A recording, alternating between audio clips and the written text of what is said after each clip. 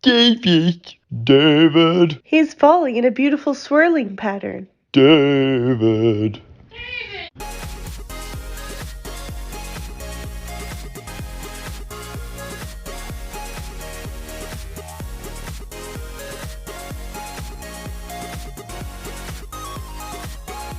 Hello, welcome to the David Wells Experiment. I'm your host, David Wells. And today was an irregular day. We're supposed to have some housework done, but the people who are going to come over and fix things, they rescheduled it to be later in the evening, and that's just inconveniencing. So my sister decided to have them come on Saturday during the afternoon. That way, things can go back to normal relatively quick. I was going to try to go donate plasma again today, or at the very least, go have a test done. But I didn't get to. I figured I had to get things clean for them, so canceled that, and I'll probably swing by tomorrow. I don't know if I have to worry about, caffeine or not, but last time I gave them a blood sample, it was relatively simple. They just stuck a needle in my arm. A very small needle, though, since all they had to do was draw a sample. And, yeah. But I went to work and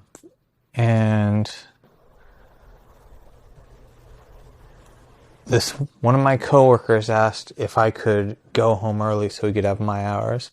And this almost never happens, so I figured, what the heck, I could have a quasi day off. So I agreed and I left at 4. It was a slow day anyway. I left, and because I was anticipating some housework being done and it was going to take 5 hours, I decided to drive all the way to Barnes and Nobles. I was going to try to maybe do a podcast there, and I played a little bit of my Game Boy, but nothing too eventful happened. Then I went to Barnes and Noble, and I bought 2 movies on DVD, which I almost never do. And because stream a lot of things. The 2 movies I bought were Megiddo, The Omega Code 2, and a Korean movie called The Red Shoes. And let's see. Oh, wow. So this movie is from the early 2000s. And they both are. But the funny thing is, I've never seen The Red Shoes. It just looked like an interesting movie, and I figured, okay, if it's not great, then I just spent maybe $5. Megiddo, The Omega Code 2 is interesting. It's one of those movies that's sort of so bad it's good, but it's from a time when Christian movies were guaranteed cheesy, and one of the things that they would always do is they would somehow be able to afford maybe an actor who his heyday, they were sort of past their prime, or somehow they'd get a known actor to be in their film and to try to get people to see it.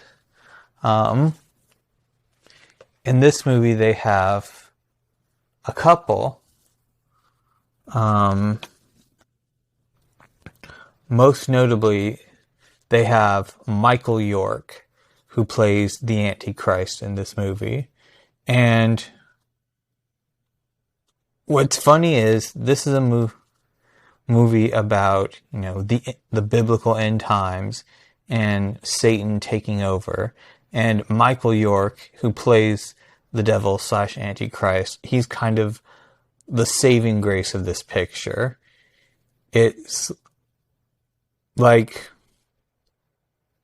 it kind of has the foibles of a Christian movie of this period, but Michael York brings his A game to this, and he transcends the limitations of the script. And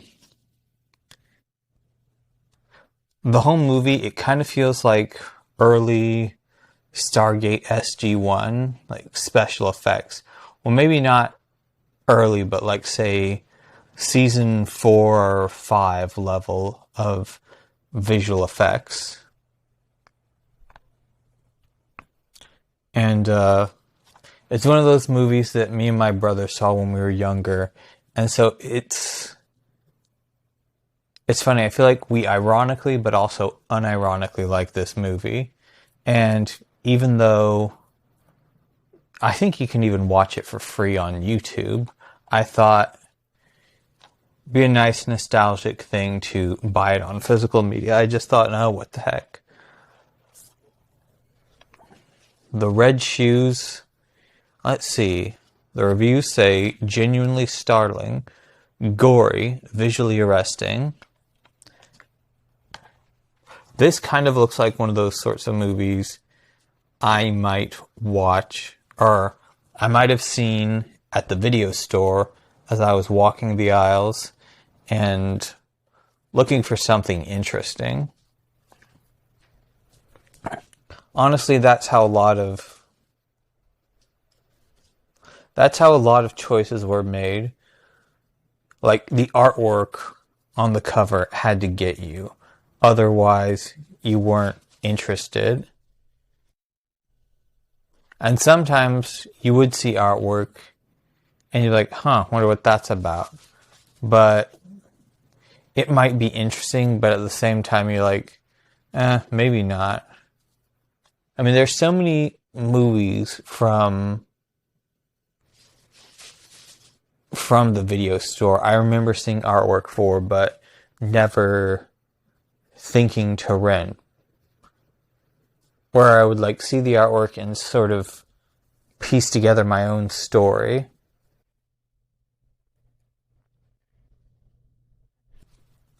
Part of me wonders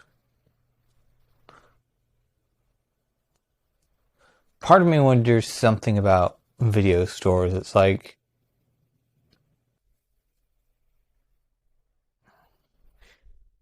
I can't help but wonder, was it really so much better than streaming? Is the experience just a nostalgia thing? Like, because it's something you grow up with, you like it? Is that like the only way? Or is there something else? Like streaming movies is cool. And I bet you if Netflix goes out of business and in 10 or 15 years somebody decides, hey, we're going to relaunch Netflix, then people are nostalgic for it. Or say, Netflix has suspended their DVD by mail rental thing. Let's say 10 or 15 years they bring that back, and I bet you people would be nostalgic for it. Just because it was something that they grew up with. But at the same time, something tells me, no, it isn't just nostalgia. I feel like the most real reason there is for going to a video store is like a lot of things. I think NFC experience, why do people go to church? It enhances the experience. why do people go to churches when they can just watch sermons and stuff on their screen at home? Or why do people go to libraries or bookstores when they can just get a book or like download it on like their phone? It's like, you go into a bookstore and you're surrounded by books. You have that smell of the pages and the ink, and you actually see so much books, and it sort of enhances the idea of reading. And I know that's just the best. It envelops you more, I guess. I guess that's why some people read books at libraries. It adds to part of the experience, or maybe that's why people wanted to dine in so much at restaurants. It could also just simply be, get out of the house. I remember years ago when video stores were still very much a thing, I could sometimes feel really super depressed. And I remember I went to a video store and I walked around for what felt like hours, like I think 2 hours. And then I hadn't found anything, so I just went home. I think I may have applied at the Hollywood Video that was right by my house, the one that I'd been going to for ever since 1994. I know a lot of people liked Blockbuster, but for some reason my family always went to Hollywood Video. I think they had better deals. And it's funny, one thing I always remember is we always wanted to get candy or ice cream from Hollywood Video, even though it was no different than, say, the ice cream or soda from H-E-B, but it was just part of we want the experience of buying it from there. I think the one legitimate thing might have been, I remember they had either a Butterfinger or Reese's ice cream thing that I hadn't seen at H-E-B. And so that could possibly be it. It's funny, the one recurring dream that I used to have all the time was that Hollywood Video, somehow it came back and things were new, and they wouldn't just sell videos or DVDs. I remember they would also sell and rent out video games and video game equipment. And the big plan was, okay, it's not just going to be a movie thing, but it's going to be kind of a community center as well. That there was that aspect at video stores before, but we're really going to drive home that point again. And I would get caught up in that, and I think, oh, this is so cool. But and I would, maybe because I wanted it so much, I would believe that it was real and it was happening. But then I would always wake up and be like, I should have known better. It was never a thing where I would suspect this has happened before, or I have this dream a lot. I always bought into it. And yeah, it was always a little bit disappointing that it wasn't true. As I'm sure some of you saw, the closest I kind of got back to that was in 2020 when me and my mom went and visited I Love Video Store up in Austin, Texas.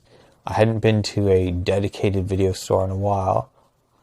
I've been to half-price books and stuff before, since Hollywood and Blockbuster shut down, but it's not totally a video store. And there was a store that was kind of in between San Antonio and Austin. There was kind of like a mix of Borders and a video store and an electronics. I forget what it's called. Man. And that was sort of the second closest experience I had to going to a video store. It felt more sort of like Borders than anything. So I guess that's what my focus was on. But, yeah. Shoot, what was I talking about? Oh yeah, I'm sorry, I went down a rabbit trail. So yeah, I've got these two movies, and one of them I know for sure is going to be good. The other, I don't know, but it looks intriguing. Like, if it's anything like that movie, Ju-On, White Ghost, then I'm sure it'll be good. If not, I only spent $5 on it. So yeah.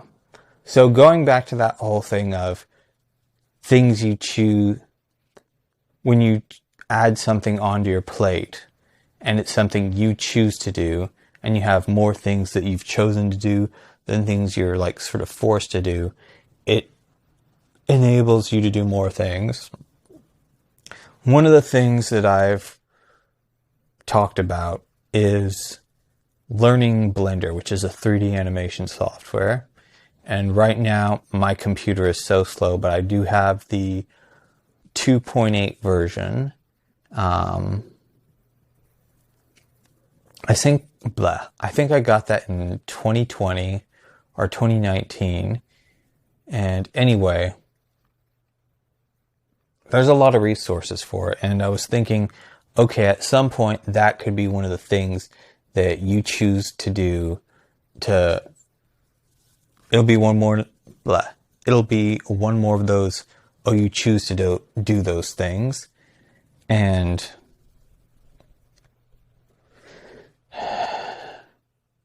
one of the things, I don't know why I did that. I sighed. It's not like I'm about to talk about something deep and intense, but I was thinking of what studying is going to look like. And I thought, it doesn't have to be you opening up the software and you trying to ape the instructions in the tutorial. You could also watch the instructions. That way, when you do open up the tutorial, it can be much less constraining. Or if you watch it enough times, maybe when you do open up the software, you won't have to keep going back and forth. I think the sort of going back and forth thing is what makes it take really long and kind of kills my enthusiasm. I do want to try to tell different types of movies, or I want to try to make different types of movies, not just... I feel like I could go back and forth between weird Alfred Hitchcock stuff and comedies. I feel like that's pretty much what I've got to do now. Whereas there's a lot of that, and some people do it really well, but more and more there's also a lot of really cool visual effects short films, and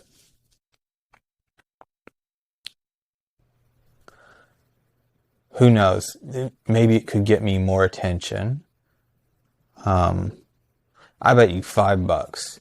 I make a couple backrooms videos and I could get like 1,000 subscribers. And man, that would be so cool. 1,000 subscribers on my YouTube channel. Like, I didn't think I would have as many YouTube subscribers, but I didn't think I would have as many YouTube subscribers as I do now. But I remember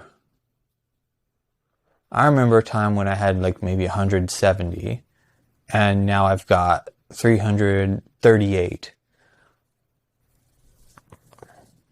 I remember at some point last year, the numbers kept climbing and they sort of hit a peak.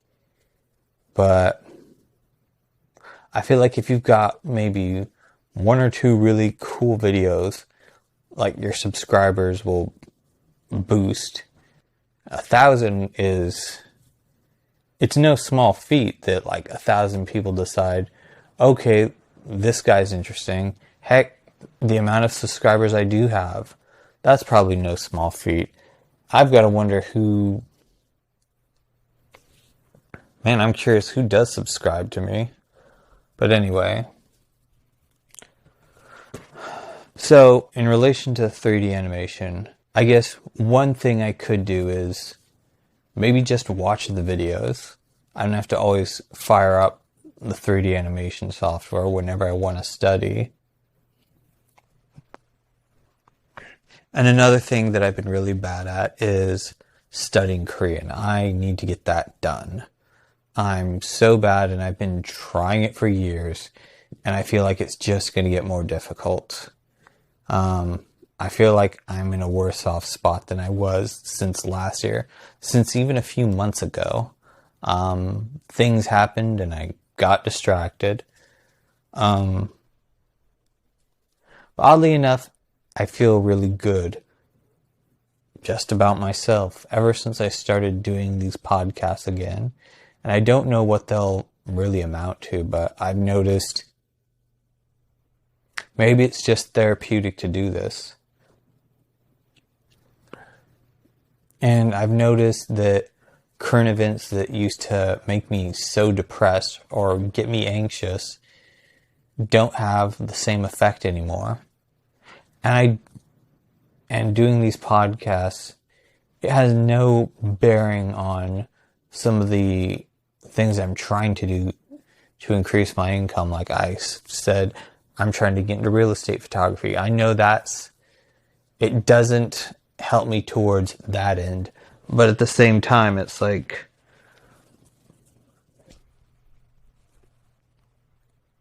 I don't know, it kind of helps me not feel so depressed about not going forward with that. And also I've mentioned it before, and maybe this is nothing huge to some people, but I felt more like keeping my room even just marginally cleaner. So if you'd seen the state of my room, you know what a big deal that is for me. So maybe it's one of those things that just restructures my brain in such a way that I'm less inclined to resist not keeping my room clean.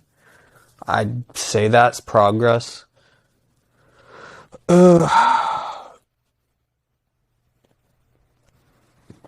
Well, tomorrow I go to the plasma place, give a blood sample, and then hopefully I can start donating again regularly, because I could make about 130 a week donating plasma. So that's an extra 130 that I've been missing out on for a couple weeks. It's irritating. But maybe I needed a break. Man, 2023's really got to be a year where I change stuff up. Because I'll be 36 in July. On July 28th, a Friday, I will be 36. So, man, 2 weeks. The last time my birthday was on a Friday, I think was 2017. And what I remember about that was I had a friend. I remember I went to the Friday night service at my church, and it was afterwards, and I was thinking, like, I'll just go home. And I was walking to my car, and I was walking past the main chapel, and one of my friends pops out, and he catches a glimpse of me and he's like, "Oh, hey, it's your birthday, right?" And I'm like, "Yeah." And I was like, "Well, let's do something." I'm like, "Oh, okay." So there was a not Carl's Jr. There was an In-N-Out Burger nearby that people from church always go to. So we gather some friends and we're like, let's go there. And so I get there, and then some of my friends from church get there, but the friend who initially was the ringleader of it, he doesn't show up immediately. So I'm like, oh, I wonder where he went. And a couple of minutes later, he shows up and he's got a cake. He went to H-E-B and got me a birthday cake. So since you can't really eat in outside food in there, we moved to the outside patio. And we had a cake, and we stayed there for a pretty lengthy time. I think it was either 12 or 1 a.m. by the time we're like, okay, we've got to go. But it was a really nice birthday, and I remember I was feeling really nervous about turning 30 and getting that much older. I say that now, and I'm like 35 and I'm about to turn 36, and that's just 4 years away from being 40. And I don't have that same apprehension. Speaking of, but anyway, I remember if I had any nervousness about it, it went away. And it'd be nice to try to do something like that again.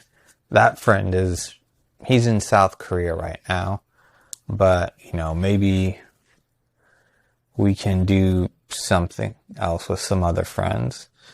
It'd be nice. Oh, also, next week is when Barbie and Oppenheimer come out, and it's so funny how these movies are, like, paired together. I had one friend who's like, why are people talking about these movies together? They have nothing in common. And it's like, that's kind of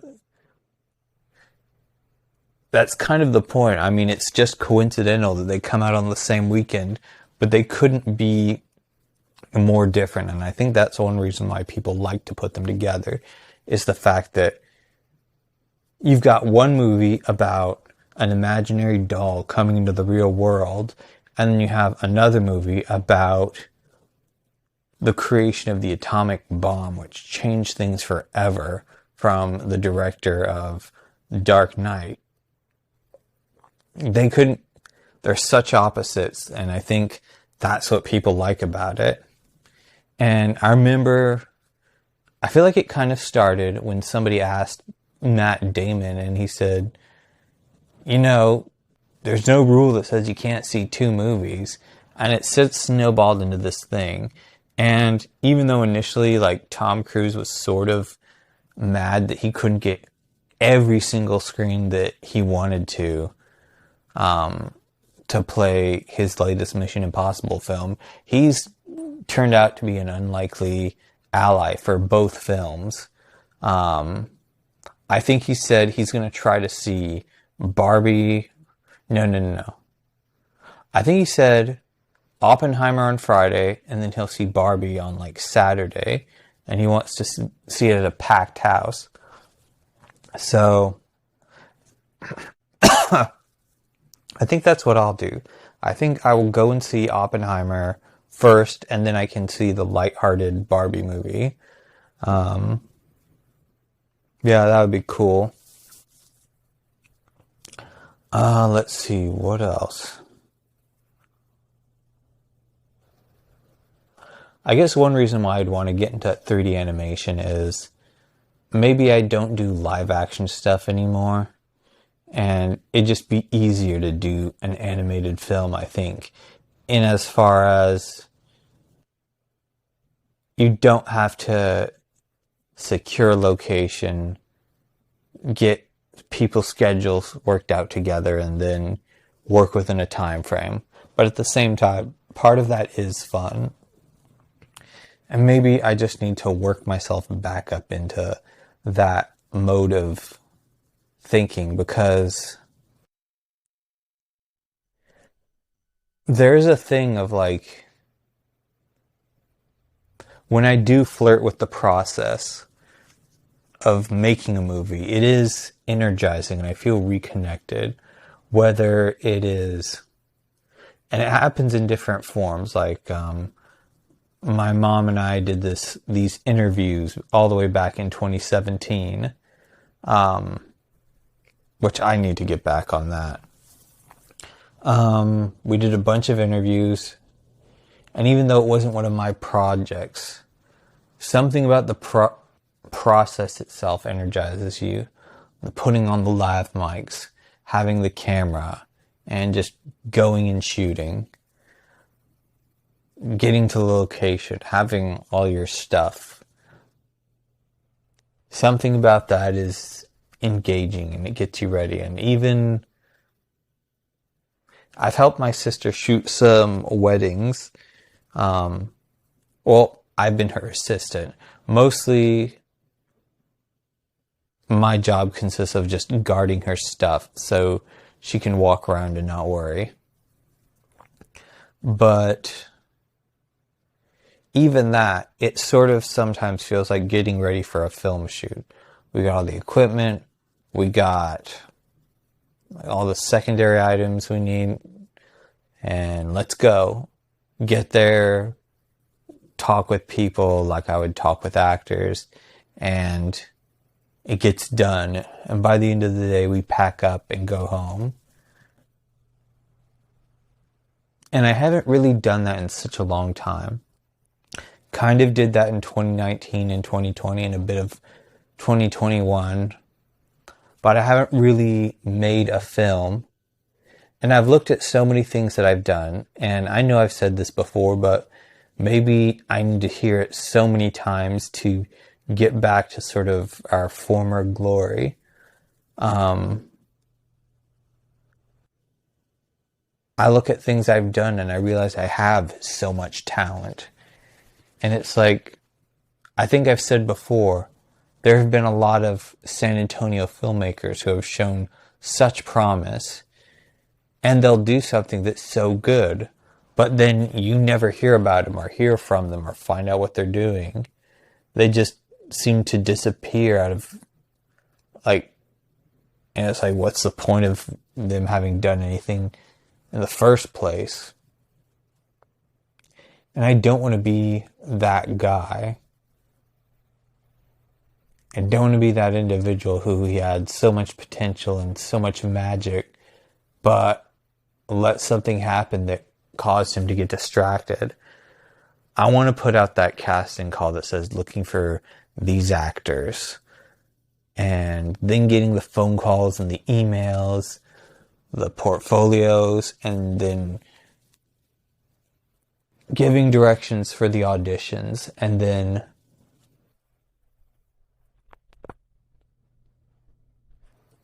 making the decisions and the day happening and the shoots and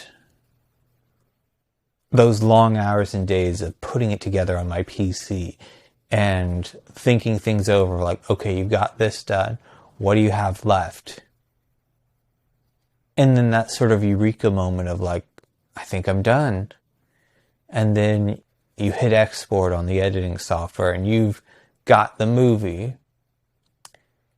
And then that sinking feeling of, I'm done. But then you also realize, I'm done. And it's like in an instant you've lost that feeling. And you have to start scrambling again to make something just to get back to it so you can feel alive again. Yeah.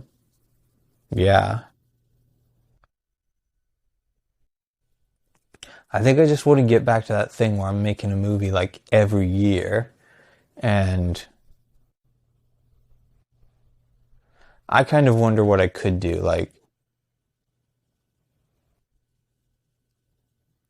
I will get back there. It's just a matter of time. I think this time around I'm not necessarily obsessed with... I think before I had to be the next Christopher Nolan. Now I just want to make things again. But I'm hesitant to say, oh, I don't want to say, before I wanted to be the next Chris Nolan, but now I just wanted to do it for fun. And it's like, I hate to be one of those people that's so picky in specifics on wording, but maybe it's because I like movies so much and I miss the process so much, that I feel like saying doing it just for fun sort of disrespects the craft itself, at least for me. When I say I'm doing it just for fun, it feels like it doesn't matter. And no fault to people who do use that terminology. I'm just saying for me personally, it has to be something else. Anyway, this has been the David Wells Experiment. I'm David Wells. Have an absolutely super day, and may all your dreams come true. We'll see you next time. Bye.